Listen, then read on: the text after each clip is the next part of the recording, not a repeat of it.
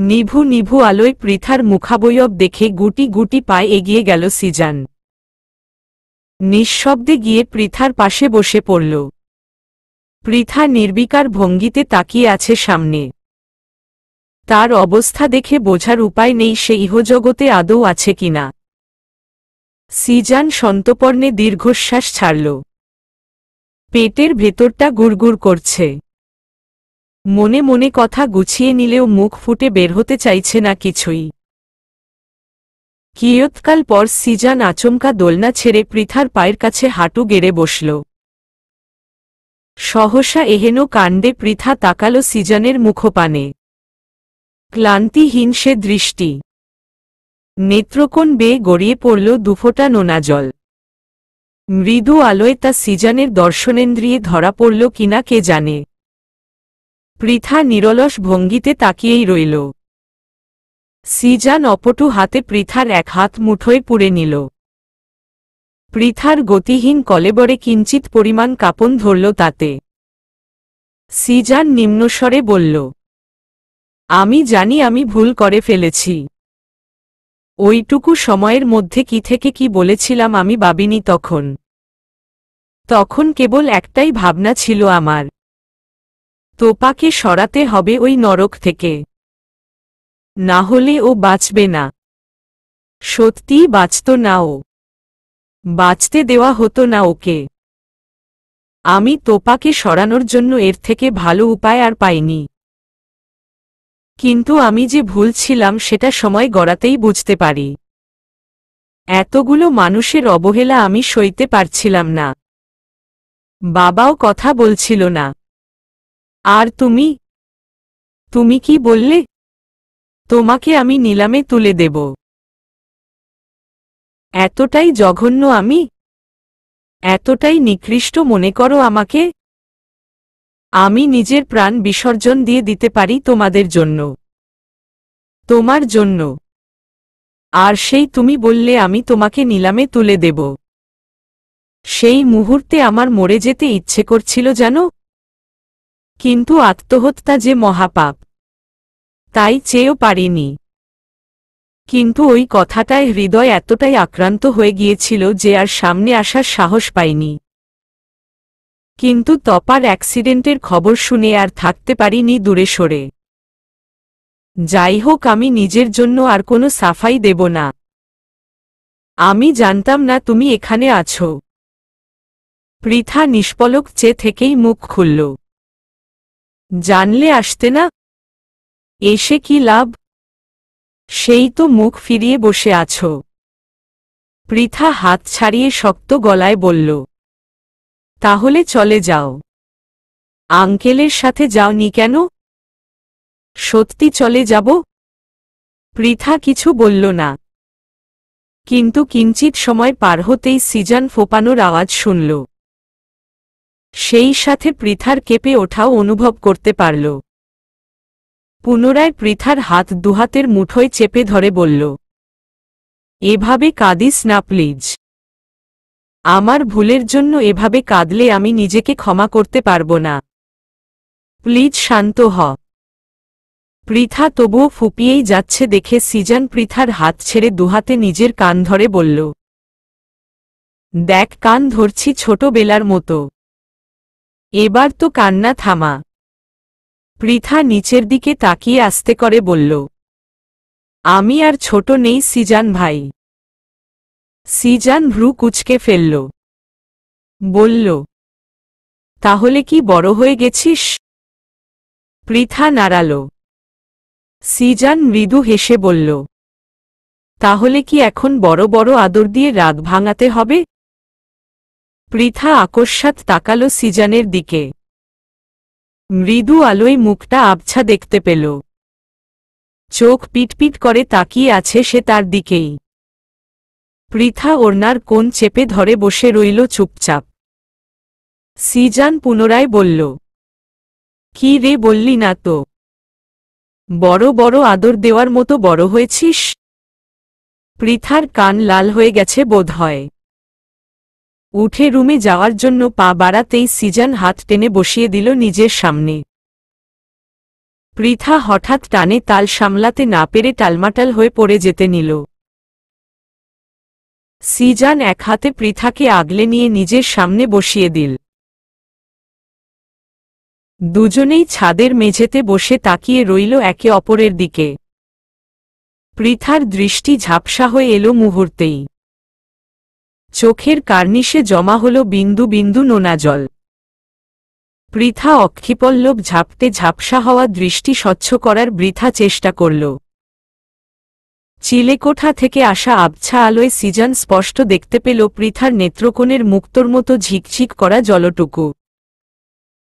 হাত বাড়িয়ে মুছে দিতেই পৃথা শব্দ করে কেঁদে উঠল। সিজান দুবাহু মেলে আবদ্ধ করে নিল বাহুডোরে। বক্ষপিঞ্জরের লুকায়িত দগদগে ক্ষতটা যেন মুহূর্তেই অদৃশ্য হয়ে গেল। সেখানে জমা হল গভীর প্রেমের সুপ্ত কিছু অনুভূতি, কিছু পাওয়ার এক অবিস্মরণীয় মুহূর্তের স্মৃতি। চায়ের কাপে চামচ দিয়ে টুংটাং শব্দ তুলে তোপা মুচকি মুচকি হাসছিল। তপার মুখের লুকোচুরি হাসি দেখে পলক ভ্রু কুঁচকে বলল, তোমার মনের ভেতরে কি চলছে বলো তো? এরকম চুন্নি মার্কা হাসি দিচ্ছ কেন? তোপা চোখ ছোট ছোট করে তাকাল। ঈষৎ রেগে বলল, what do you mean by চুন্নি মার্কা হাসি? পলক মুখ টিপে হাসল। তপার দিকে তাকিয়ে ইনোসেন্ট মুখ করে বলল, এমা তুমি চুন্নি মার্কা হাসি বোঝো না? তোপা মাথা নাড়াল। পলক হেসে বলল, থাক, বুঝতে হবে না, ছোট মানুষ এসব বুঝবে না। তোপা বিরক্তির সহিত বলল, আমি ছোট? তাহলে বড় কে? রাত্রি? পলক অবাক হল। মেয়ে তো জেলাস। আর একটু রাগিয়ে দিতে বলল, হ্যাঁ রাত্রি তো বড়ই। ও আমার ব্যাচমেট, বয়সও সমান। ও লেখাপড়া না করে আদুবন হয়ে রয়েছে। ও তোমার থেকে যথেষ্ট বড়। তোপা অগ্নিঝরা চোখে তাকাল। কিছু বলতে চেয়েও বলল না। মস্তিষ্ক জানান দিল সে বাড়াবাড়ি করছে। এই বাড়াবাড়িটা তার জন্য না, হিংসে করাটাও তার সাজে না। তাই নীরবতাই মেনে নিল। পলক পুনরায় বলল, বললে না তো ওরকম হাসছিলে কেন? তোপা কাপ রেখে ধারালো কণ্ঠে বলল, আপনার গুষ্টির ষষ্ঠী উদ্ধার করছিলাম হেসে হেসে। পলক ভ্রু কুঁচকে তাকাল। মেয়ে তো ঝগড়াও করতে জানে। একে নিয়ে সংসার করতে গেলে হহুত কাঠখড় পোড়াতে হবে। ভাবতে ভাবতে গালে হাত রেখে তপার দিকে তাকাল। পরে মোহাবিষ্ট হয়ে তাকিয়ে রইল প্রহরের পর প্রহর। তোপা চোখ পিটপিট করে চেয়ে রইল খানিকটা সময়। পরে মৃদু স্বরে বলল, আমি রুমে যাব এখন। পলক ধ্যান ভেঙে বলল, হুম, চলো দিয়ে আসি। কোলে নেওয়ার জন্য দুহাত বাড়িয়ে দিতেই তোপা পলকের দিকে তাকিয়ে বলল, আমি হেঁটে হেঁটে চলে যাই? আর কত এভাবে অকেজো হয়ে ঘুরে বেড়াব? আপনিই বা কতদিন এভাবে কোলে নিয়ে নিয়ে ঘুরবেন? পলক মৃদু হেসে বলল, তুমি চাইলে আজীবন কোলে নিয়ে ঘুরব। ক্লান্ত হব না। তোপা চোখ ছোট ছোট করে তাকিয়ে বলল, চাপা মারছেন? চাপা না, সত্যি সত্যি। তুমি কি কখনোই আমার অনুভূতি বুঝবে না কৃষ্ণময়ী? তোপা মলিন কণ্ঠে বলল, আমার সাধ্য থাকলে আমি আপনাকে ভালোবাসতাম মিস্টার তাজওয়ার। কিন্তু আমি নিরুপায়। পচে যাওয়া মন নিয়ে ভালোবাসা যায় না। দুর্গন্ধযুক্ত শরীর নিয়ে ভালোবাসতে নেই। ছুঁয়ে দিলে যে শরীর সুবাস না ছড়িয়ে দুর্গন্ধ ছড়াবে সেই শরীরের মালিকের ভালোবাসা পাওয়ার অধিকার নেই। ভালোবাসা চাইতেও নেই। কলঙ্কিনী হয়ে চাঁদে হাত বাড়াতে নেই। চাঁদেরও তো কলঙ্ক আছে। তুমি না হয় আমার কলঙ্ক হয়েই রইলে। তোপা মাথা নিচু করে মৃদু হাসল। লোকটা এত ভালো কেন? নিঃস্বার্থ ভালোবাসা কি একেই বলে? পরক্ষণেই শক্ত গলায় বলল, আপনি আবেগে গা ভাসিয়ে দিচ্ছেন মিস্টার তাজওয়ার। পলক ঠোঁট কামড়ে হাসল। মুখে হাসি ফুটিয়েই বলল, আমার বয়স কত জানো? 28 বছর। এই বুড়ো বয়সে এসে আবেগে গা ভাসাবো? আমি জানি তোমার একটা অতীত আছে, হয়তো সেটা ভয়ঙ্কর, কিন্তু সেসব নিয়ে আমার কোনো মাথা ব্যথা নেই। মানুষের অতীত একান্তই তার ব্যক্তিগত। আমি সেখানে হস্তক্ষেপ করতে পারি না। হ্যাঁ, আমি চাইলে সবটা জানতে পারব, কিন্তু আমি সেটা চাই না। যদি নিতান্তই তোমার কখনো জানাতে ইচ্ছে হয় সেদিন জানাবে। আমি মনোযোগী ছাত্রের মতো শুনব, কিন্তু তার আগে তোমার অতীত নিয়ে আমার কোনো মাথা ব্যথা নেই। যখন আমি ছিলাম না তখন হয়তো তোমার সাথে কিছু হয়েছে। অতীত সবারই থাকে, কারো ভালো, কারো ভয়ানক। তোমার অতীতটা যে মোটেও সুন্দর নয়, সেটা আমি বুঝতে পেরেছি ঘুমের ঘোরে তোমার চিৎকার শুনে। কিন্তু সেজন্য তুমি আমার ভালোবাসাকে আবেগ বলে চালিয়ে দিতে পারো না। সেই অধিকার আমি তোমাকে দেইনি, আর না কখনো দেব। তুমি আমাকে ভালোবাসো না, ঠিক আছে, মেনে নিলাম, কিন্তু আমার ভালোবাসাকে অপমান করার অধিকার তোমার নেই। দ্বিতীয়বার এই ভুল করো না। তোপা চোখ পিটপিট করে চেয়ে রইল। কি এমন বলল যে একটা পুরো রচনা শুনিয়ে দিল? তবুও ঠোঁটের কোণে মুচকি হাসি ফুটিয়ে তুলল। মনে মনে আওড়াল, ভালোবাসা সুন্দর, ভয়ঙ্কর সুন্দর। ইস্পাত কঠিন বুকের উষ্ণ স্পর্শে বলিষ্ঠ হাতের আলিঙ্গনে মুখরিত কিছু সময় অতিবাহিত হওয়ার পর পৃথা নড়েচড়ে উঠল। সিজান পৃথার নড়াচড়ায় খানিকটা বিরক্ত হয়ে বলল, সাপের মতো মোচড়া মুচড়ি করছিস কেন তুই? পৃথা মুখ তুলে চেয়ে দেখল সিজানের মুখে স্পষ্ট বিরক্তির ছাপ। মৃদু হেসে বলল, ছাড়ো সিজান ভাই, তোপা এসে পড়বে। সিজান বিরক্ত চাহনি দিয়ে বলল, ও আসবে কি করে? হাঁটতেই তো পারে না ভালো করে। ও তো রুমে নেই, পলক ভাইয়া নিয়ে গেছে কিছুক্ষণ আগে। ভাইয়া যদি নিয়ে আসে তখন? সিজান পৃথাকে ছেড়ে সরে বসল। হাত দুটো হাতের মুঠোয় নিয়ে বলল, কখন গেল? কিছুক্ষণ আগে। তুমি রুমে ছিলে? তোপা আমার সাথে বসেছিল, তখন চ্যাংদোলা করে নিয়ে গেছে। সিজান হেসে ফেলল পৃথার কথা শুনে। সত্যি সত্যি চ্যাংদোলা করে নিল নাকি? পরক্ষণেই দায়িত্ববান ভাইয়ের মতো বলল, আমার বোনটা ভালো থাকবে তো পৃথা? পৃথা সিজানের হাত দুটো শক্ত করে আঁকড়ে ধরে বলল, তুমি নিশ্চিতে থাকো, পলক ভাইয়ার থেকে ভালো তোপাকে কেউ রাখতে পারবে না।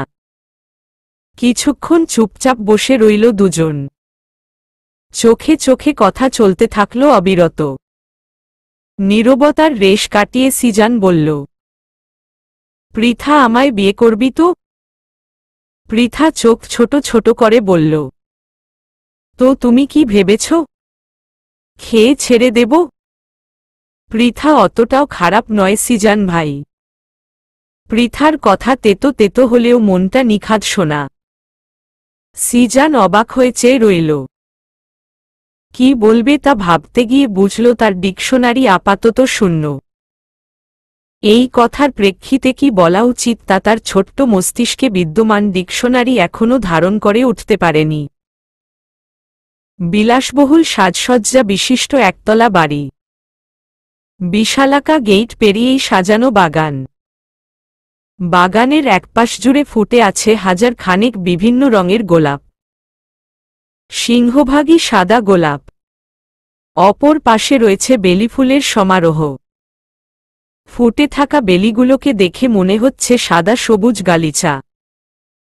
নাম না জানা আরও অসংখ্য ফুলের ছড়াছড়ি দেখে তপার মনটা পুলকিত হল।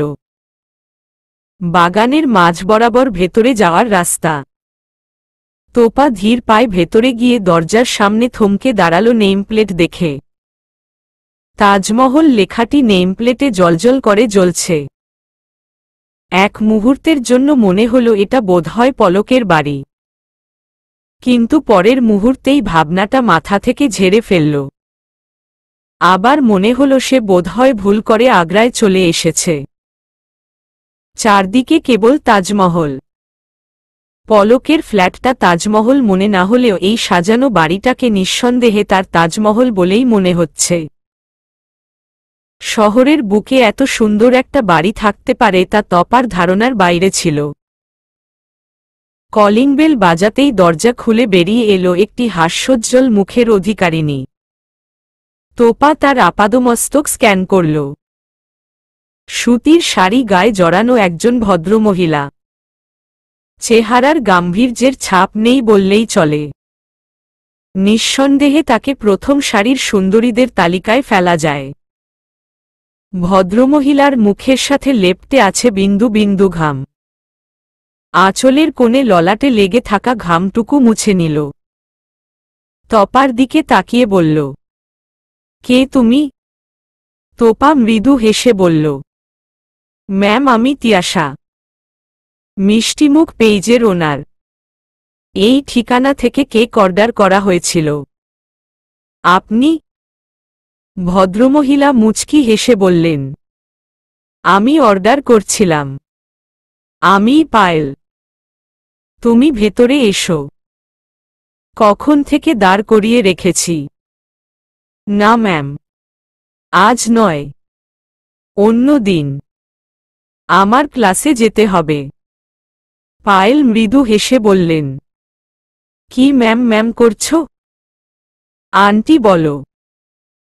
সারাক্ষণ ম্যাম শুনতে শুনতে কান পচে গেল আমার। আমি তো তোমার মায়ের বয়সীই হব। আন্টি বলো। এরপর তো বহুবার আসতে হবে এই বাড়িতে। প্রতিবার ম্যাম শুনতে ভালো লাগবে না আমার। তোপা মন খারাপ করে বলল, আমার মা নেই আন্টি। থাকলে হয়তো আপনার মতোই হতো। কিন্তু এরপর বহুবার কেন আসতে হবে? পায়েল তপার হাত ধরে ভেতরে নিয়ে গেল। সোফায় বসিয়ে কেক নিয়ে অন্য রুমে গিয়ে দ্রুত ফিরে এসে তপার পাশে বসে পড়ল। আমি তোমার বানানো কেক সুপারশপ থেকে অনেকবার বাসায় নিয়ে এসেছি। ভীষণ ভালো খেতে হয়। ডেকোরেশনও মাশাল্লাহ। মাঝখানে কিছুদিন বন্ধ রেখেছিলে কেন? সিঁড়ি থেকে পড়ে গিয়ে পায়ে ফ্র্যাকচার হয়েছিল আন্টি, তাই রেস্টে ছিলাম। এখন থেকে ইনশাআল্লাহ আবার আগের মতো অ্যাক্টিভ হব। পায়েল মৃদু হেসে বললেন, সেজন্যই বহুবার আসতে হবে। বহুবার অর্ডার করব তো। তুমি বসো, আমি 2 মিনিটে আসছি। অল্প কিছু সময় পর পায়েল হাজির হলেন হাতে মিষ্টির পিরিচ নিয়ে। তোপা গুনে গুনে দেখল 3টি মিষ্টি রাখা আছে। একটা সাদা, একটা সাধারণ লাল এবং অন্যটি কালজাম। তোপা মৃদু হেসে বলল, আন্টি, আমি এত মিষ্টি খাবো না। একটা তো খেতেই পারো। নাকি ডায়েটে আছো? ডায়েট সুন্দরীদের জন্য আন্টি। আমার মতো মেয়েরা ডায়েট করলে লোক হাসবে তো। পায়েল তাজওয়ার খানিকটা এগিয়ে এসে তপার মাথায় হাত বুলিয়ে বললেন, নিজেকে ছোট করে দেখছ কেন মা? গায়ের রং দিয়ে কখনো মানুষ বিচার করতে নেই। প্রত্যেকেই সুন্দর, নিজের মতো সুন্দর। শুধু দেখার জন্য সুন্দর চোখ দরকার। তুমি জানো তোমার মুখটা কত মিষ্টি। আমি প্রথম দেখায় তোমার সাথে এত সংকোচহীন কথা বলছি কিভাবে জানো? তোমার চোখ দেখে। তোমার চোখে তোমার স্পষ্টবাদী চেহারা ফুটে উঠেছে। তোমার পার্সোনালিটি ফুটে উঠেছে। আর তুমি কিনা গায়ের রং নিয়ে এভাবে কথা বলছ, এটা মানা যায়? তোপা অপলক নয়নে তাকিয়ে রইল। মানুষ এমনও হয়। এটাই বুঝি মায়ের জাত। পায়েল তাজওয়ার পুনরায় বললেন, গায়ের রং তোমার দুর্বলতা নয়, বরং তোমার শক্তি হিসেবে কাজে লাগাও। যখন কোনো কাজ করবে তখন মনে করো তোমাকে কেউ তোমার গায়ের রঙের জন্য অবহেলা করেছে।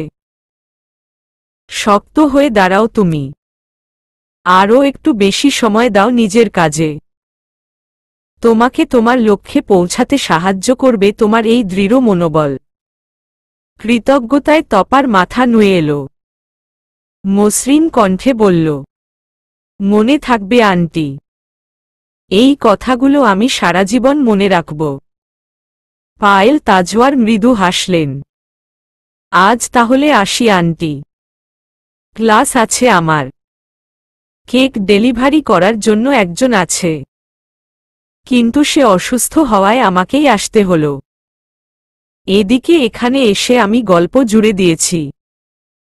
ক্লাস শুরু হয়ে যাবে আন্টি। আজ উঠি? পায়াল তাজওয়ার মন খারাপ করে বললেন, একটু মিষ্টি তো খেয়ে যাও। তোপা কালজাম মিষ্টিটা খেল। চলে যাওয়ার জন্য পা বাড়াতেই পায়েল তাজওয়ারের চোখ চলে গেল তপার বিনুনির দিকে। অবাক হওয়া কণ্ঠে বললেন, তিয়াশা তোমার চুলগুলো তো মারাত্মক। ঘোমটাটা সরিয়ে দেখাবে প্লিজ। জানি অনধিকার চর্চা হয়ে যাচ্ছে, তবুও। তোপা মৃদু হেসে ঘোমটা সরিয়ে দিল। এগিয়ে দিতে দিতে পায়েল তাজওয়ার বললেন, আমার ছেলেটার লম্বা চুল ভীষণ পছন্দের জানো। আগে আমার চুলগুলো অনেক বড় ছিল। তোমার মতো সুন্দর না হলেও খারাপ ছিল না। ছেলেটা যতক্ষণ চুল খোলা পেত হাতে নিয়ে খেলা করত। তখন ওর মাত্র 7 বছর বয়স। বিনুনি করতে শিখে গিয়েছিল জানো। সারাক্ষণ বলতো, মা এসো চুল চিরুনি করে দেই, বিনুনি করে দেই। বলতো, মা তোমার চুলদের কি খেতে দাও, আমাকেও দাও। খেয়ে আমি আর আমার চুলও বড় হয়ে যাই তাড়াতাড়ি। আমি খুব করে হাসতাম তখন। ছোট্ট ছেলেটার কত তাড়া ছিল বড় হওয়ার। জানো, ওকে যখন জিজ্ঞেস করতাম বড় হয়ে সুন্দরী বউ বিয়ে করবে কিনা, ও বলতো যার চুল মায়ের চুলের সমান তাকে বিয়ে করবে। প্রতিদিন বলতো বড় চুলওয়ালা বউ কবে এনে দেবে মা। কি পাগল ছিল ছেলেটা। কিন্তু তারপর হঠাৎ আমি অসুস্থ হয়ে পড়ি। টাইফয়েড ধরা পড়ল। আমি সুস্থ হলেও পাওয়ারফুল ওষুধের জন্য চুলগুলো পড়ে গেল। আগের মতো আর হলই না। তোপা মন খারাপ করে ফেলল। মৃদু স্বরে বলল, আপনার ছেলে? পায়েল তাজওয়ার হেসে বললেন, ছেলে? সে ঘুমোচ্ছে। আজ অফিসে যাবে না বলে পড়ে পড়ে ঘুমোচ্ছে। তোমাকে গেইট অবধি দিয়ে এসে ওকে ঝাঁটা পেটা করে ঘুম থেকে তুলতে যাব। মানুষ স্কুল কলেজে চলে যাচ্ছে, ও ঘুম থেকেই উঠছে না। এই ছেলে বাড়িতে থাকলে আমিও ঠিকমতো কলেজে যেতে পারি না। তোপা খানিকটা অবাক হয়ে বলল, আপনি কলেজে? পায়েল তাজওয়ার ঠোঁটে মৃদু হাসি ফুটিয়ে তুলে বললেন, লেকচারার। জি। পায়েল তাজওয়ার শব্দ করে হাসলেন। তপার অস্বস্তি দেখে বললেন, লেকচারার বলে কি মানই? মায়ের মতো নই? তোপা মাথা নাড়িয়ে বলল, আপনি ভীষণ ভালো, একদম মায়ের মতো। মা মা ফিল করা যায় আপনার সান্নিধ্যে এলে। পায়েল তাজওয়ার হেসে তপার মাথায় হাত বুলিয়ে বললেন, আবার এসো, আমি অপেক্ষা করব। উৎসবের রঙে সেজেছে তাজমহল। কোম্পানির নতুন ব্রাঞ্চ ওপেনিংয়ের জন্য ছোটখাটো একটা অনুষ্ঠানের আয়োজন করা হয়েছে তাজমহলে। অনুষ্ঠানের মধ্যমণি পলক তাজওয়ার নিকট আত্মীয় এবং পলকের কিছু বন্ধু বান্ধবীদের নিমন্ত্রণ করেছে। পলক হেঁটে হেঁটে সকলের খাওয়া দাওয়ার তদারকি করছিল। হঠাৎ দরজা ঠেলে রাত্রিকে ভেতরে আসতে দেখে ভ্রু কুঁচকে তাকাল। মনে মনে বলল, একে দাওয়াত করেছে কে? মায়ের কি আর কাজ নাই? রাত্রির পাশে সমানতালে এগিয়ে আসা সুদর্শন পুরুষকে দেখে ভ্রুজোড়ার মাঝের ভাঁজগুলো দ্বিগুণ হল। রাত্রি পলকের সামনে এসে মুচকি হেসে বলল, পলক, মিট মাই ফিয়ন্সে রাজীব শিকদার। আর রাজীব ও আমার ফ্রেন্ড পলক তাজওয়ার। পলক হাঁ করে চেয়ে রইল রাত্রির দিকে। রাত্রি ভ্রু উঁচিয়ে কিছু ইশারা করল। তা দেখে পলক রাজীবের বাড়ানো হাতে হাত মিলিয়ে পরিচয় পর্ব সেরে নিল। পলক প্রায় আধ ঘণ্টা যাবৎ অপেক্ষা করছে রাত্রির সাথে একা কথা বলার জন্য, কিন্তু রাজীবের জন্য পারছে না। কারণ পলকের ভাষায় সে সারাক্ষণ রাত্রির সাথে চিপকে আছে। অবশেষে থাকতে না পেরে রাজীবের সামনে গিয়ে বলল, রাত্রির সাথে আমার কিছু কথা আছে। কিছু মনে না করলে আমি 5 মিনিটের জন্য ওকে বাইরে নিয়ে যেতে পারি? রাজীব মৃদু হেসে সম্মতি প্রদান করল। তুই বিয়ে করে নিচ্ছিস? পলকের এহেন কথা শুনে রাত্রি চোখ বড় বড় করে বলল, তুই কি চাইছিস বলতো? যখন তোর পিছু পিছু পাগলের মতো ঘুরতাম তখন তো পাত্তা দিতি না। এখন বিয়ে করছি শুনে হ্যাংলার মতো করছিস কেন? তুই কি প্ল্যান করেছিলি? গাছেরও খাবি, তলারও কুড়বি? পলক রাত্রির মাথায় চাটি মেরে বলল, সাবধানে কথা বল বেয়াদব মেয়ে। হ্যাংলা কাকে বলছিস? এত তাড়াতাড়ি বিয়ে করছিস? বুঝে শুনে করছিস তো? রাজীব ছেলেটা ভালো তো?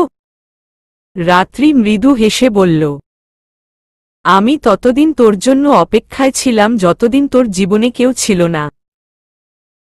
কিন্তু এখন তোর জীবনে অন্য কেউ এসেছে। এখন তো আমি আর আশা করতে পারি না তোকে। কেউ না থাকা অবস্থায় যখন পারিনি তোর মনে নিজের জায়গা করতে, সেখানে তোপাকে সরিয়ে দিয়ে নিজের জায়গা করে নেওয়া অসম্ভব ব্যাপার। তাই সরে গেলাম। কি লাভ তোদের জীবনে ভিলেন হয়ে থেকে? আমি তো নায়িকা হতে চেয়েছিলাম তোর, ভিলেন নয়। আর রাজীবের কথা বলছিস? ও ভীষণ ভালো, আমাকে ভালোও বাসে, যেমন করে আমি তোকে বাসতাম। তাই বিয়েতে রাজি হয়ে গেলাম। ভালোবেসে না পাওয়ার যন্ত্রণা আমি বুঝি। তাই চাইনি আমার জন্য অন্য কেউ সেই অনলে জ্বলুক, দগ্ধ হোক। ভালো করিনি বল? পলক মাথা নিচু করে ফেলল। কেন এই মেয়েটার জন্য তার হৃদয় প্রেমের অনিল বহেনি? কেনই বা তিয়াসার করে মতো দেখতে পারেনি ওকে? তাহলে তো মেয়েটা এত কষ্ট পেত না। পরক্ষণেই ভাবল, তাহলে কৃষ্ণময়ীর কি হতো? পলক মৃদু হেসে বলল, তুই ভালো থাক। আমি এটাই চাই। তোকে ভালো না বাসলেও তুই কিন্তু আমার বন্ধু, সেই ছোট্ট বেলার বন্ধু। কিন্তু মাঝখানে একটু বিগড়ে গিয়েছিলি, সেজন্যই তো খারাপ ব্যবহার করেছি। এবারে ভদ্র মেয়ের মতো সংসার কর কেমন? রাত্রি হেসে বলল, হ্যাঁ, সেজন্য কিডন্যাপ করে হাত পা ভাঙতে অর্ডার করছিলি প্রান্তকে? পলক মাথা চুলকে হেসে বলল, ভয় দেখাতে চেয়েছিলাম শুধু, কিন্তু বেশি রাগ উঠে গিয়েছিল তাই। রাত্রি শব্দ করে হেসে ফেলল। পলক ভ্রু কুঁচকে বলল, কিন্তু প্রান্ত তোকে মারল না কেন বলতো? আর তুই বা পাল্টি খাইলি কিভাবে? তুই তো এরকম ছিলি না। তিয়াসাকে সহ্য করতে পারতি না। কিন্তু সেদিনের পর হসপিটালে এত সুন্দর করে কথা বলছিলি ওর সাথে। এত পরিবর্তন কিভাবে? প্রান্ত আমাকে রাত্রির জীবনে ঘটে যাওয়া কিছু ঘটনা বলেছে। ছোটবেলায় মা হারানো মেয়েটা, বাবা থাকতেও মেয়েটা সম্পূর্ণ এতিম, অনাথ। তার সাথে আমার এত উগ্র আচরণ করা মানায় না। খারাপ হলেও দিন শেষে আমিও একজন মানুষ। মন বলে কিছু একটা আমারও আছে। অমানুষ আমি নই। তোর কাছে থাকলে মেয়েটা সুখের মুখ দেখতে পাবে। তাছাড়া তুই তো ওকে ভালোবাসিস। তাই চলে গেলাম তোদের ছেড়ে। ভালো রাখিস মেয়েটাকে। অবহেলা করিস না কখনো। মেয়েটার জীবনে ভালোবাসার বড্ড অভাব রে। আমি যে ভালোবাসা হাজার চেয়েও পাইনি, সেই ভালোবাসা দিয়েই ওর জীবন ভরিয়ে দিস। তাহলে আমিও ভালো থাকতে পারব। পলক কয়েক মুহূর্ত অবাক হয়ে চেয়ে রইল। ঠিক হজম করতে পারছে না কথাগুলো। কিছুক্ষণ পর বলল, কিন্তু রাত্রি, তিয়াশা তো আমাকে পাত্তাই দিচ্ছে না। সবকিছুতে আমি আছি। বিশ্বাস, ভরসা সবকিছুতে। শুধু ভালোবাসার ঘরটা শূন্য। মেয়েটার এত কিসের অবহেলা ভালোবাসার প্রতি কে জানে। আর কত ধৈর্যের পরীক্ষা নেবে আমার? রাত্রি হেসে বলল, সবুরে মেওয়া ফলে। পলক করুণ গলায় বলল, আপাতত করলা ফলাতে বল। তাতেই আমি খুশি। মেওয়া আমি নিজেই ফলিয়ে নেব। অফিসে বসে ল্যাপটপের স্ক্রিনে তাকিয়ে একমনে কাজ করছিল পলক। সহসা ফোন বেজে ওঠার শব্দে কিঞ্চিত বিরক্ত হল। কিন্তু স্ক্রিনে তাকিয়ে বিরক্তিভাব কেটে গিয়ে ধরা পড়ল এক ফালি মিষ্টি হাসি। ফোন কানের কাছে তুলে বলল, আজ কি দিনের বেলায় চাঁদ উঠেছে? স্বয়ং রাজমহিষী স্মরণ করেছেন সামান্য ভৃত্যকে। তোপা পলকের ইয়ার্কিতে কান না পেতে মৃদু স্বরে বলল, আপনি কোথায়? পলক তপার কণ্ঠ শুনে চিন্তিত হল। উদ্বিগ্ন গলায় বলল, তিয়াশা, ঠিক আছো তুমি? পা ব্যথা করছে? তোপা এবার বিরক্ত হল পলকের বাড়াবাড়ি দেখে। কঠিন গলায় বলল, মিস্টার তাজওয়ার পায়ে ব্যথা পেয়েছি 3 মাস কেটে গেছে। এখনো ব্যথা করবে কেন? তাছাড়া সামান্য ফ্র্যাকচারই তো হয়েছিল। এটা নিয়ে এত বাড়াবাড়ি করার কিছু হয়নি। পলক দমে গেল তপার গলার তেজ শুনে। মৃদু স্বরে শুধাল, তাহলে কল দিলে কেন? তোপা চোখ বন্ধ করে দীর্ঘশ্বাস ফেলে বলল, সরি এভাবে বলার জন্য। পলক কিছু না বলে মৃদু হাসল। তোপা পুনরায় বলল, আপনি কোথায়? অফিসে। পলক ল্যাপটপে নজর দিয়ে বলল, হ্যাঁ। কোনো সমস্যা? হুম। আপনি কি একটু বের হতে পারবেন? আমি জানি অফিস টাইম। তবুও প্লিজ পারবেন? পলক ল্যাপটপ থেকে নজর সরিয়ে তপার কথায় মনোযোগ দিল। কি হয়েছে কৃষ্ণময়ী? আমাকে স্পষ্ট করে বলো। মামা অসুস্থ। হসপিটালে নিয়ে গিয়েছিল। আমি জানতাম না। ভাই আমাকে মাত্র ফোনে বলল। আমি মামার কাছে যাব মিস্টার তাজওয়ার। প্লিজ নিয়ে চলুন আমাকে। ওই বাড়িতে আমি একা যেতে পারবো না। মরে যাব। মামার কাছে না গেলেও বাঁচব না। বলতে বলতে কেঁদে ফেলল তোপা। পলক ঘড়ির দিকে তাকাল। কপালে আঙুল চালিয়ে আদুরে কণ্ঠে বলল, আমায় আধ ঘন্টা সময় দাও। হাতের কাজ গুছিয়েই আমি আসছি। তোমাকে নিয়ে যাব। ততক্ষণে তুমি রেডি হও। খবরদার কাঁদবে না। দীর্ঘ 3 বছর পর অতি পরিচিত সেই বাড়িটাই পদধূলি পড়ল তপার। যে বাড়ির আনাচে কানাচেতে ছড়িয়ে ছিটিয়ে আছে অসংখ্য স্মৃতি বিজড়িত মুহূর্ত, আছে আতঙ্কজনিত অগণিত ঘটনা। তোপা বাড়ির ভেতরে পা ফেলে চোখ বন্ধ করে জোরে শ্বাস ছাড়ল। পলক পাশে দাঁড়িয়ে সবটা দেখে ভ্রু কুঁচকে তাকাল, কিন্তু মুখে কিছু বলল না। নীরবতাই শ্রেয় মনে হল তার। মোর্শেদুল হকের হার্ট অ্যাটাক হয়েছে 2 দিন আগে। হসপিটাল থেকে বাড়ি নিয়ে এসেই সিজান জানিয়েছে তোপাকে, নয়তো সে জানে মেয়েটা কাঁদতে কাঁদতেই অসুস্থ হয়ে যেত। মায়ের পর তো মামাই একমাত্র মায়ের ছায়া। আধ ঘণ্টা যাবৎ মোর্শেদুল হকের পাশে বসে আছে তোপা। সরার নাম গন্ধ নেই। পাশেই চেয়ারে বসে নিষ্পলক চেয়ে আছে পলক। এতক্ষণ অবধি সব ঠিকই ছিল। গণ্ডগোলের সূচনা হল ঘরে অযাচিত এক পুরুষের আগমনে। তোপা সহসা আর্স্ট হয়ে বসল, নিজেকে গুটিয়ে নিল।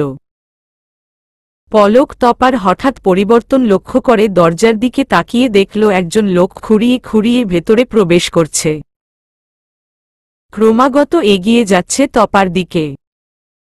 তোপাও ততটা গুটিয়ে যাচ্ছে। পলক দ্রুত উঠে তপার পাশে বিছানার উপরই বসে পড়ল। লোকটা তপার থেকে হাত 2 দূরে দাঁড়ানো। নজরে নজর মেলাতেই পলকের কপালের রগগুলো ফুলে উঠল। পুরুষ হয়ে অন্য একজন পুরুষের চোখের দৃষ্টি দেখে মনের গতিবেগ বুঝে নিল এক লহমায়।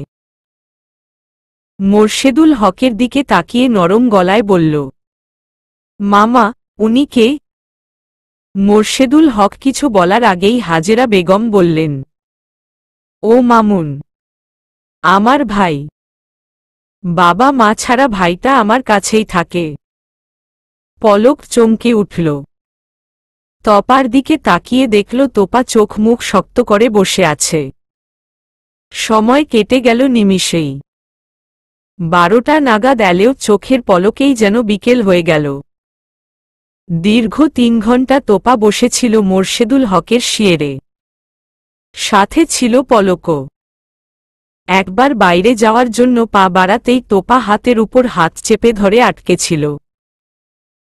আর সাহস হয়নি কোথাও যাওয়ার। মেয়েটা যে ট্রমার মধ্যে আছে এটা স্পষ্ট বুঝতে পারল সে। সিজান জরুরি কাজে বের হয়েছিল, তাই তার সাথে দেখা হলো বিকেল নাগাদ। বাড়ি ফিরেই বাবার পাশে তোপাকে বসে থাকতে দেখে চোখ চিকচিক করে উঠল তার। পলক সিজানের সঙ্গে টুকটাক কথা বলে বাইরে যাওয়ার জন্য পা বাড়াতেই তোপা মৃদু স্বরে বলল, আমাদের ফিরতে হবে। পলক কিছু বলার আগেই সিজান বলল, আজই চলে যাবি? আজকের রাতটুকু থেকে জানা, কাল সকাল সকাল চলে যাস। তোপা বিছানা থেকে উঠে এসে সিজানের সামনে দাঁড়িয়ে আস্তে করে বলল, এখানে থাকলে আমি মরে যাব ভাই।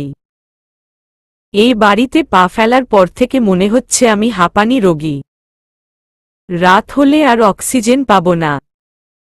বাঁচতে হলে এই ধ্বংসাত্মক পরিবেশ থেকে বের হতে হবে, নইলে মরণ নিশ্চিত। পলক ভ্রু কুঁচকে তাকাল।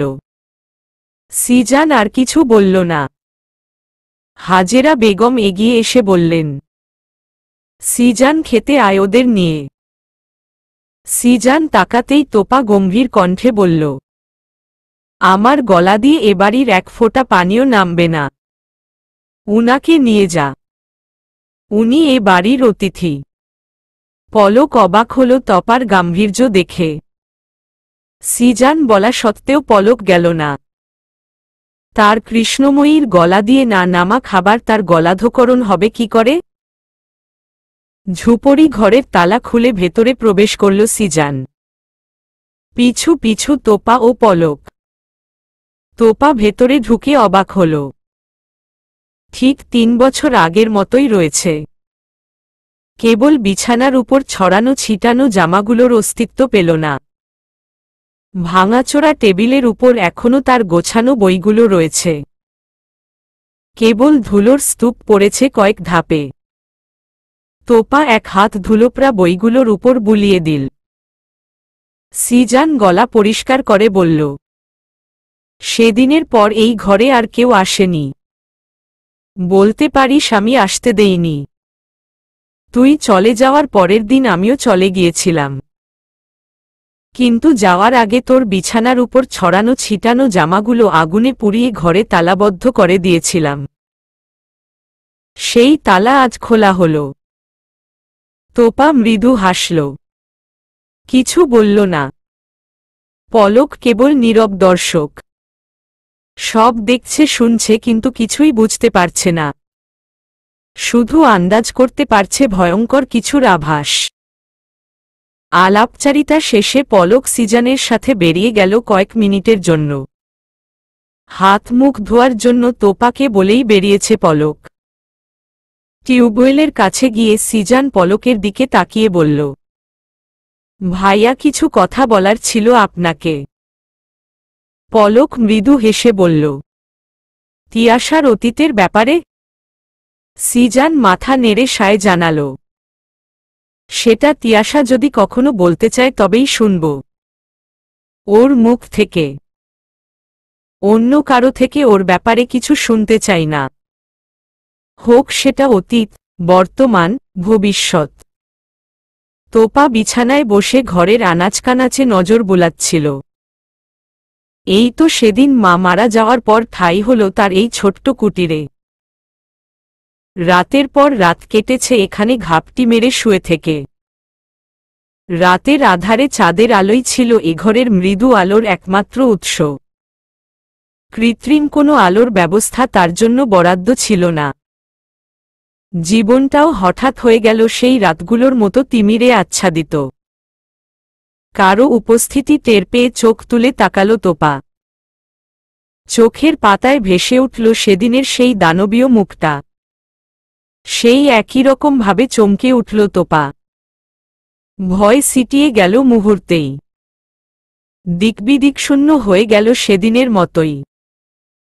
খুঁড়িয়ে খুঁড়িয়ে তপার দিকে যেতেই তোপা সর্বোচ্চ শক্তি দিয়ে চিৎকার করে বলল, পলক।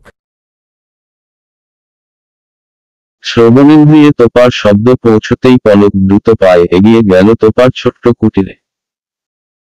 সিজানও দৌড়ে গেল পিছু পিছু। হাট করে খোলা দরজা দিয়ে প্রবেশ করে দেখল তপার থেকে হাত দুয়েক দূরত্ব বজায় রেখে দাঁড়িয়ে আছে মামুন। তোপা নিজের জায়গায় দাঁড়িয়ে থরথর করে কাঁপছে। পলক তপার সামনে গিয়ে দুবাহু ধরে বলল, তিয়াশা, কি হয়েছে? এভাবে ডাকলে কেন? ঠিক আছো তুমি? তোপা কিছু না বলে ফুঁপিয়ে উঠল। পলক দিকবিদিকশূন্য হয়ে তপার মুখ দুহাতে আগলে নিয়ে বলল, শান্ত হয়ে যাও। আমি চলে এসেছি তো কিচ্ছু হবে না। দেখ আমাকে। একটা ফুলের টোকাও পড়তে দেব না আর তোমার শরীরে। একবার তাকাও। তোপা পলকের দিকে তাকিয়ে কান্না থামানোর চেষ্টা করে বলল, আমাকে এখান থেকে নিয়ে চলুন। পলক অবাক হয়ে তাকাল। এক মুহূর্তে কি এমন হল? এতক্ষণ তো দিব্যি ছিল মেয়েটা। পরক্ষণেই তপার হাত নিজের মুঠোয় আবদ্ধ করে বলল, আমরা এক্ষুনি ফিরব। আগে তুমি শান্ত হও। মামার কাছে যেতে হবে তো। মামা তোমাকে কাঁদতে দেখলে আরও অসুস্থ হয়ে পড়বে। আগে নিজেকে সামলে নাও। সিজান মামুনের দিকে তাকিয়ে কঠিন গলায় বলল, আপনি কোনো সাহসে এই ঘরে পা ফেলেছেন? এটা আপনার বোনের সাম্রাজ্য নয়। এটা আমার বোনের ছোট্ট কুটির। এখানে প্রবেশাধিকার আপনাকে দেওয়া হয়নি। বেরিয়ে যান এক্ষুনি। আমাকে চটাবেন না, নইলে পরিণাম ভালো হবে না। না আপনার জন্য আর না আপনার বোনের। তাই সময় থাকতে আমার চোখের সামনে থেকে দূর হন। আর কখনো যেন এই ঘরের ত্রিসীমানায় না দেখি। দেখলে এই ঘরেই দাফন করে দেব। সন্ধ্যা নেমেছে, অনেকক্ষণ হল। ধরণীর বুকে নেমে এসেছে রাতের আধার। আকাশে এক ফালি চাঁদের মিষ্টি আলো ছড়িয়ে ছিটিয়ে আছে পৃথিবী জুড়ে। তাজমহলের সামনে এসে পলক তালা খুলতে ব্যস্ত হল। তোপা মৃদু স্বরে বলল, খাবার নিয়ে অপেক্ষা করব। কিছুক্ষণ পরে চিলেকোঠায় গেলে চিরকৃতজ্ঞ হব। আমি যখন ক্লাস 3-তে পড়ি তখন আমার মা মারা যায়। বয়স কতই আর হবে, 9 বা 10 বছর। একদিন স্কুলে ক্লাসে বসেছিলাম।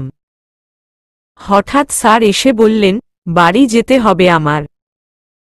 সবাই নাকি অপেক্ষা করছে আমার। স্যার বাড়ি আসার সময় অনেক কিছু বোঝালেন আমাকে। মানুষ মরণশীল, সবাইকেই একদিন চলে যেতে হবে, ইত্যাদি ইত্যাদি। তখন কিছু বুঝতে পারিনি, কিন্তু বাড়ির সামনে এসেই দেখতে পেলাম মানুষের ঢল নেমেছে যেন। কেউ আসছে, কেউ বা আবার ফিরে যাচ্ছে। তখন আমার ঠিক কি হলো জানি না।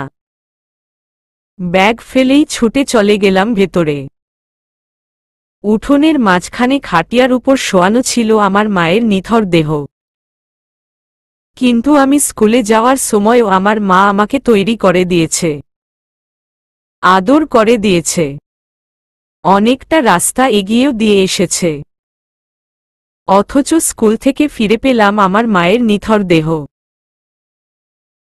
আমি আজও জানি না আমার সুস্থ সবল মা কয়েক ঘন্টার ব্যবধানে লাশ কি করে হয়ে গেল। লোকে বলে হার্ট অ্যাটাক হয়েছে, কিন্তু আমি বিশ্বাস করি না, করতে পারি না। আমার বিশ্বাস আমার মাকে ওই লোকটা মেরে ফেলেছে। চাঁদের আলোয় আবছা দেখতে পেল তপার মুখশ্রী। মেয়েটা আকাশের দিকে তাকিয়ে আছে। মুখাবয়ব দেখতে পেলেও কৃষ্ণবরণ মুখখানার বিষাদগ্রস্ত রূপটা দেখতে পেল না পলক। হয়তো সে দেখাতে চাইছে না। তাই তো রুমে পর্যাপ্ত আলো থাকা সত্ত্বেও কথা বলার জন্য বেছে নিয়েছে অন্ধকারাচ্ছন্ন ছাদটা। পলক মৃদু স্বরে বলল, কোন লোকটা? তোপা কঠিন গলায় বলল, আমার জন্মদাতা। পলক চমকাল। নিজের কানকে বিশ্বাস হল না তার। এজন্যই কি ভালোবাসার উপর এত অনীহা তার? মায়ের মৃত্যুর মাস খানেকের মাথায়ই তার নতুন স্ত্রী ঘরে এলো। যেখানে আমার মায়ের সাথে তার বনিবনা হতো না বললেই চলে, সেখানে তার নতুন স্ত্রীর কথায় সে উঠত, বসত। খেতে বললে খেত, না বললে না খেয়ে থাকত। নতুন বিয়ের সাথে সাথে তার মেরুদণ্ডও যেন নেতিয়ে গিয়েছিল। অথচ আমার মায়ের বেলায় তিনি ছিলেন পুরুষ সিংহ। যাই হোক, সেটা তার একান্তই ব্যক্তিগত ব্যাপার। স্ত্রীকে ভালোবাসার অধিকার সবারই আছে। শুধু আমার মায়ের বেলায় সেই ঘরটা ছিল ভালোবাসা শূন্য। তাদের নতুন সংসারে আমি ছিলাম আগাছা, যাকে উপরে না ফেলা অবধি শান্তি মিলছিল না সংসারে। বকাবকি থেকে শুরু করে গায়ে হাত তোলা ছিল নিত্যদিনের ব্যাপার। আমার জন্মদাতা সেটা দেখেও দেখতেন না। আমি যেন অদৃশ্য ছিলাম তার কাছে। মা থাকাকালীনও তিনি খুব ভালোবাসতেন আমাকে, তেমনটা কিন্তু নয়। তবে বকা বা মারা কোনোটা করতেন না। তার দাঙ্গা ছিল কেবল মায়ের সাথে। কিন্তু মা মারা যাওয়ার পর নতুন স্ত্রীর কথায় তিনি আমাকে দুটো চড় মেরেছিলেন। সেদিন আমি খুব ভালো করে বুঝতে পেরেছিলাম সত্যি আর আমার মা নেই। নেই কোনো আপনজন। মাস তিনেক চলল এভাবেই। মার খেয়ে দিন কাটাচ্ছিলাম। খাবার জুটলে জুটত, নয়তো অনাহারে, অর্ধাহারে চলে যেত। একদিন সেই লোকটার কাছে তার নতুন বউয়ের নামে নালিশ করেছিলাম, আমায় বইগুলো ছিঁড়ে ফেলার কারণে। সেটাই কাল হল। মেরে ঘর থেকে বের করে দিল। ছোট্ট শরীরটা রক্তাক্ত করে দিল। আচ্ছা, বাবারা কি এমন হয়? আপনার বাবা এমন? পলক নির্বিকার ভঙ্গিতে তাকাল। শক্তপোক্ত মনের অধিকারী পলক তাজওয়ারের আজ কান্না পাচ্ছে। মেয়েটা সহ্য করেছে কিভাবে ওইটুকু বয়সে? মুখে কিছু না বললেও মনে মনে প্রতিজ্ঞা করল সে জীবন থাকতে তার কৃষ্ণময়ীকে সে কষ্ট অনুভব করতে দেবে না। প্রয়োজনে নিজে ঢাল হয়ে দাঁড়াবে, শত আঘাত সহ্য করে নেবে, কিন্তু এই মেয়েটার গায়ে একটু আঁচও লাগতে দেবে না। সেদিন মামা কোনোভাবে খবর পেয়ে আমাকে নিয়ে এল মামার কাছে। মামির এতে ঘোর আপত্তি ছিল। বাবার বাড়ি থাকতে কেন তারা একটা আগাছা নিজের জমিতে লাগাবে? কিন্তু মামা নিজের সিদ্ধান্তে অনড়। তাই মামি বাধ্য হলেন আমাকে আশ্রয় দিতে।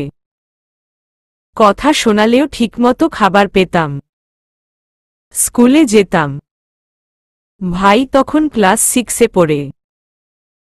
ও আমাকে পড়াতো।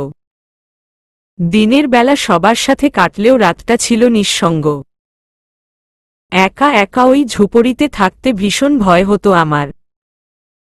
প্রথম দিকে বাতি ছিল, কিন্তু আশ্চর্যের ব্যাপার কি জানেন, অন্য ঘরের বাতি নষ্ট না হলেও আমার ঘরের বাতি দুদিনও যেত না, নষ্ট হয়ে যেত। কিভাবে সেটা তখন জানতাম না। এর মধ্যে কি হলো, মামির ভাইয়ের আমাকে আদর করা আমার পছন্দ হলো না। আমি কিন্তু তখন ছোট্টটি। তবুও মনে হতো লোকটার ছোঁয়া মামার ছোঁয়ার মতো পবিত্র নয়।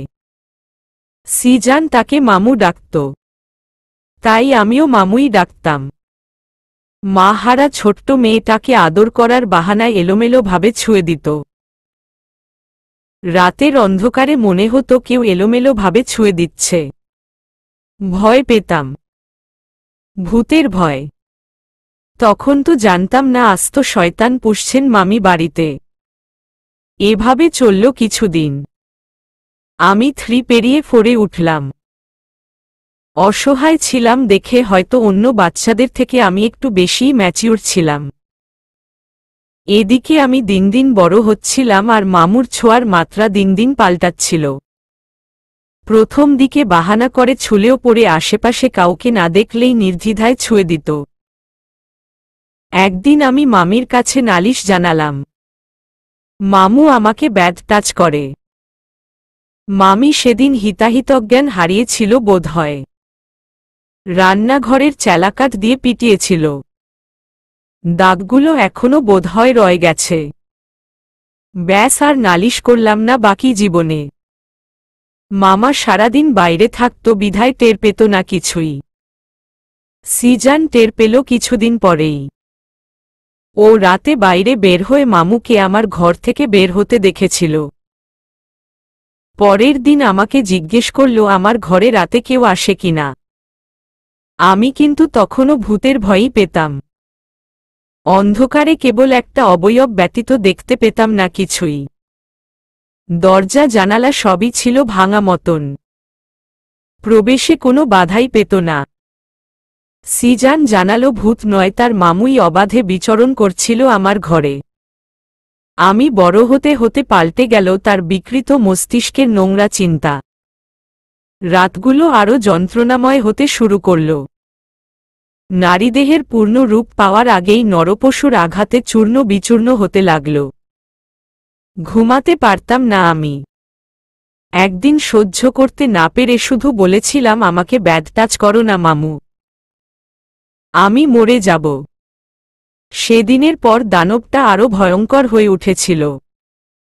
আগে তো কেবল হাত দিয়ে ছুঁয়ে দিত, কিন্তু সেদিনের পর আঘাত করতে শুরু করল। তখন আমি ক্লাস 5-এ। সিজান ভাইকে বলেছিলাম আমি মরে যাব।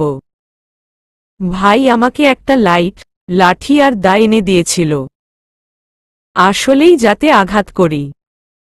এরপর কিছুদিন শান্তিতে ছিলাম। আমি কিছু বলতে পারিনি কাউকে। কেন জানেন? একদিন মামা আমাকে বলেছিল আমার শরীর দিন দিন খারাপ কেন হচ্ছে।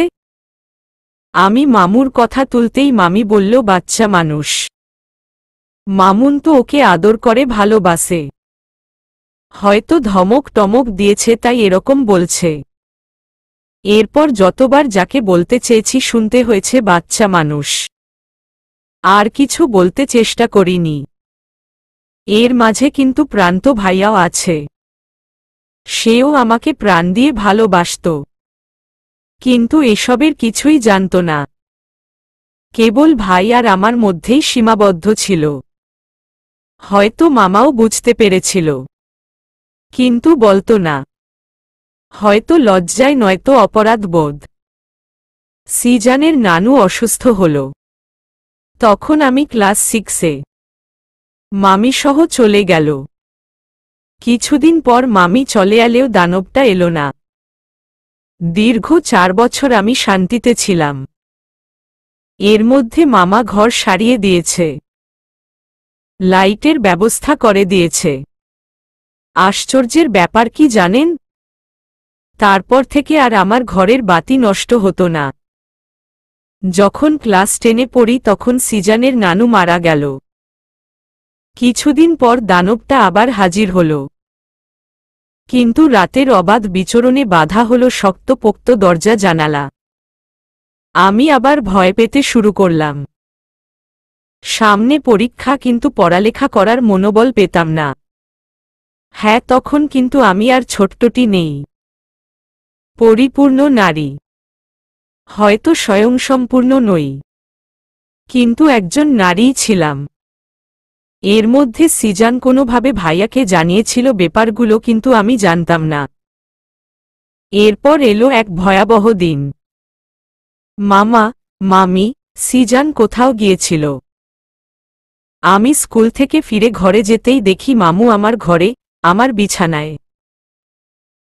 আমি ঘরে যেতেই নিজের বিকৃত কার্য সম্পাদনের জন্য ঝাঁপিয়ে পড়ল আমার উপর। বলতে বলতে হাঁপিয়ে উঠল তোপা। পলক নির্বিকার, নির্নিমেষ তাকিয়ে আছে তপার দিকে।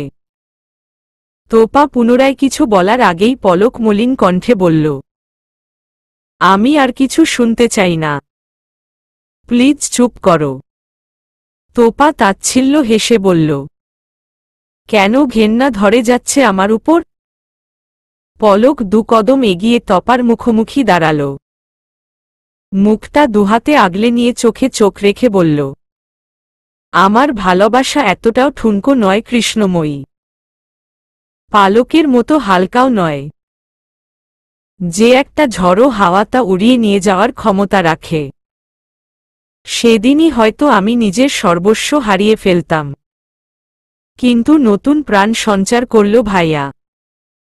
ঝড়ের বেগে কোথা থেকে এসে যেন বাঁচিয়ে নিল, কিন্তু কলঙ্ক থেকে বাঁচাতে পারল না। শুধু আমি নই, কলঙ্ক গিয়ে পড়ল ভাইয়ার গায়েও। সিজান ভাইও সেদিন বিরুদ্ধবাদী হল। অবশ্য পরে জানিয়েছে কেন ওরকম ব্যবহার করেছিল। আপনিও তো ছিলেন ওখানে। তারপর সেদিনই চলে এলাম আন্টির কাছে। তারপর এসএসসি, এইচএসসি দিলাম হোস্টেল থেকে। ভার্সিটিতে গিয়ে তো আপনার সাথেই দেখা হলো প্রথম দিন। আমাদের বাচ্চা হলে আমরা প্রথমে মামা ডাক শেখাবো কেমন? প্রান্ত আর সিজানের জন্য। তোপা পলকের শান্ত কণ্ঠে এরকম কথা শুনে বিস্মিত হল। আপনার ঘেন্না লাগছে না?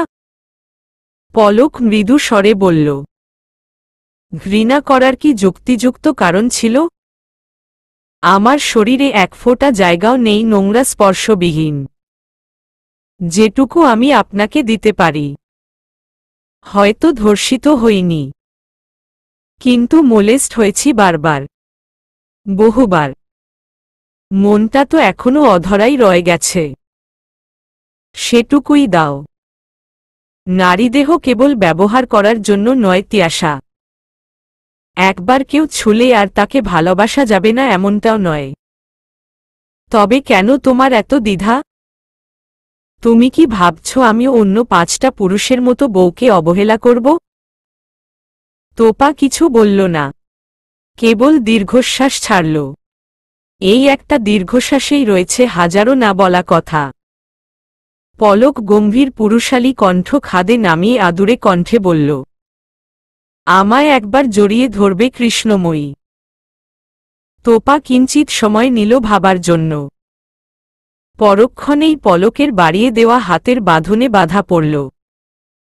দুহাতে আঁকড়ে ধরল পলকের পিঠ। নিবিড় থেকে আরো নিবিড়ভাবে। একটা সূচ গলার মতো ফাঁক ফোকরও রইল না। এক প্রহর, দু প্রহর কাটল নিভৃতে। কিতক্ষণ পর প্রথমে নীরবে, তারপর ফুপিয়ে, অতঃপর গগনবিদারী চিৎকারে রূপ নিল তপার ভেতরের দলা পাকিয়ে আসা কান্নাগুলো। এতদিনের জমিয়ে রাখা কষ্টগুলো। পলক বাহুডোরে তার প্রিয় কৃষ্ণময়ীকে জড়িয়ে কঠিন একটা প্রতিজ্ঞা করে ফেলল। যে জীবনে সুখের মুখ তিয়াসা দেখেনি, সেই এক জীবনকেই সুখের চাদরে মুড়িয়ে দেবে পলক তাজওয়ার। এই মুহূর্তে থেকে তোমার জীবন বদলে যাবে। কাল থেকে তুমি বাঁচবে নতুনভাবে, নতুন পরিচয়ে। আগে ছিলে ভালোবাসা, কাল থেকে তার সাথে যোগ হবে দায়িত্ব। চলবে